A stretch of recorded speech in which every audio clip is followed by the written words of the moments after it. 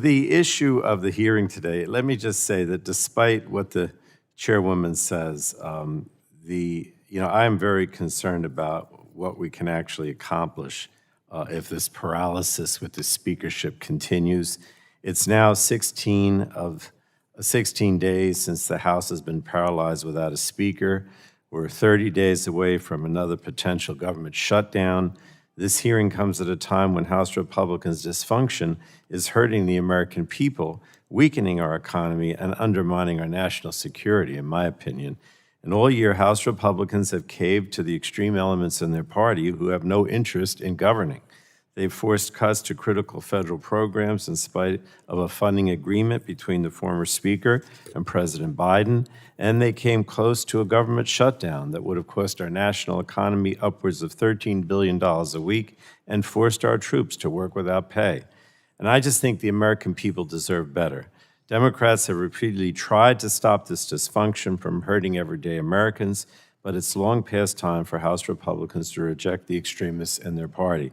We should be working together to lower costs for American families and to grow our economy and the middle class, and it's time for the chaos to end. Now, last year, now Chair Rogers and I were able to work across the aisle and pass the American Data Privacy and Protection Act out of the committee by a vote of 50-2. That legislation included many important provisions, including provisions focused on data minimization and algorithmic accountability. Clearly defined rules are critical to protect consumers from existing harmful data collection practices and to safeguard them from the growing privacy threat the AI models pose. And I strongly believe that the bedrock of any AI regulation must be privacy legislation that includes data minimization and algorithmic accountability principles. Simply continuing to provide consumers with only notice and consent rights is wholly insufficient in today's modern digital age. Artificial intelligence is certainly not new. However, the speed at which we're witnessing the deployment of generative AI is staggering, and the effects it will have on our everyday lives are tremendous. There's been an explosion of AI systems and tools that answer consumers' questions, draft documents, make hiring decisions, influence the way patients are diagnosed, and make employment and housing decisions. Many of these systems are trained on massive amounts of data big tech has collected on all of us. And that's why the lack of nationwide protections around what data companies can collect, sell, and use to train these AI systems should concern every American. Now, since sufficient guardrails do not exist for America's data and AI systems, we're unfortunately hearing of a growing number of reports of harmful impacts from the use of AI systems. And this has included the creation of deep fakes, leaking of personal data, and algorithmic-driven discrimination. There have been instances where AI has been used to mimic real people's voices, to convince consumers to send money to someone they think is a friend or relative.